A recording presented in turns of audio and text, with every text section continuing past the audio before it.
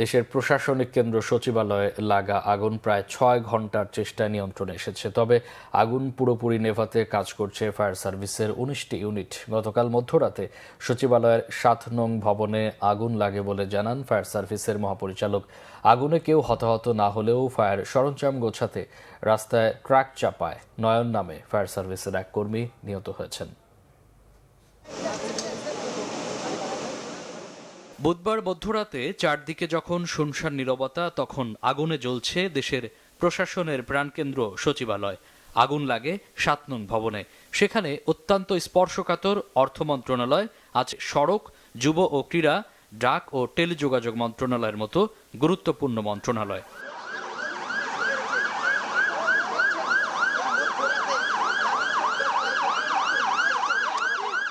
একটা ৫২ মিনিটে আগুন লাগার খবর পেয়ে তাৎক্ষণিক ঘটনাস্থলে যায় ফায়ার সার্ভিস। প্রথমে ৮টি ইউনিট কাজ করলেও পরে বাড়ানো হয় আরও ১১টি ইউনিট। তবে আগুন নিয়ন্ত্রণে ফায়ার সার্ভিসের ভূমিকা নিয়ে প্রশ্ন তোলে প্রত্যক্ষদর্শীরা। বাংলাদেশের যেখানে ফুসফুস পড়ে যাচ্ছে, এখনো যদি প্রশাসন এবং যারা এর সাথে সংশ্লিষ্ট ব্যক্তিরা ঘুমিয়ে থাকে তাদের তো সমস্যা। একটা রাষ্ট্রকে ধ্বংস করতে গেলে যে সকল মন্ত্রণালয়ের নথিপত্রগুলো পোড়ানো উচিত, ঠিক সেই সকল জায়গায় আগুন লাগিয়েছে। ৭ নং ভবনের লাগা আগুনে কেউ হতাহত না হলেও ঘটনাস্থলে ঘটে আরেক হৃদয় বিদারক ঘটনা। আগুন নেভানোর সরঞ্জাম আনতে রাস্তা পারাপারের সময় ট্রাক চাপায় ঘটনাস্থলেই মারা যান ফায়ার সার্ভিসের কর্মী সোহানুজ্জামান নয়ন। রাস্তা পারাপার করতে ফায়ার সার্ভিসের লোকজন ওই আপনার পাইপলাইন যাওয়া ধরছে, আমি কিছু আসতে দেন, রাস্তার ভিতরে গাড়ি ঘোড়া চলে তো পরে কিন্তু দেখতে দেন আর কইতে না কইতে গাড়ির উপর দিকে গেছে। আমার হাইওয়েতে যে অনাসে গাড়ি চলতেছে, মনে হচ্ছে না যে সচিবালয়ে আগুন লাগছে।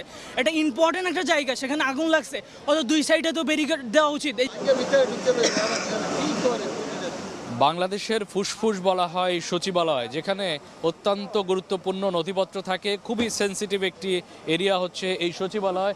এবং দেখতে পাচ্ছেন এক পাশের আগুন নেভানোর চেষ্টা করা হচ্ছে, সেখানে কিছুটা নেভানো গেলেও আবার আরেক পাশের আগুন কিন্তু দাউ দাউ করে জ্বলে উঠছে।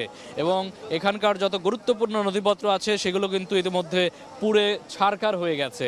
এখানকার আগুন এখন পর্যন্ত প্রায় ২ ঘন্টা চলার পরেও এখন পর্যন্ত এটা নিয়ন্ত্রণে আনতে পারেনি ফায়ার সার্ভিস। এটিকে গভীর ষড়যন্ত্র হিসেবে উল্লেখ করছেন এখানকার প্রত্যক্ষদর্শীরা। আমার তো মনে হচ্ছে যে ঘটনাটা পুরাটাই পরিকল্পিত বা ষড়যন্ত্র, কারণ আগুনটা এমনভাবে ধরানো হয়েছে যে আপনার পুরো বিল্ডিংটা যাতে ধরে যায়। কারণ আগুনের উৎস তো একটা না, বিভিন্ন জায়গায় আপনি ক্যামেরা দিয়ে দেখতে পাবেন যে বিভিন্ন জায়গায় জায়গায় আগুন ধরানো হয়েছে। আগুনগুলো প্রথমে কিন্তু নিচে ছিল না, হঠাৎ করে এখন আবার দেখা যাচ্ছে যে ভিতর থেকে আগুনগুলো বের হচ্ছে। এর পিছনে নিশ্চয়ই রহস্য রয়েছে, এটা কোনো শর্ট সার্কিটের আগুন হতে পারে না। রাত পেরিয়ে সকাল হলেও তখনও নেভানো সম্ভব হয়নি আগুন।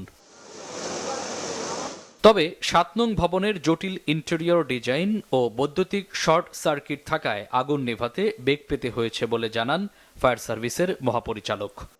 আমরা যতটুকু জানতে পেরেছি ৩টা জায়গায় একসাথে আগুনের ইয়েটা দেখা গেছে। এটা অনেক সময় হয় কি, যখন স্পার্কিং হয়, যদি বিদ্যুৎ লাইনে শর্ট সার্কিট হয় এটা হতে পারে।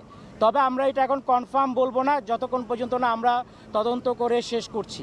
বাট এটা হতে পারে, এটা অবশ্যই হয়েছে, এটা আমরা বলবো না। বাট এটা যদি শর্ট সার্কিটের বিষয় থেকে থাকে এবং একই লাইনে হয়ে থাকে তাহলে এটা হতে পারে।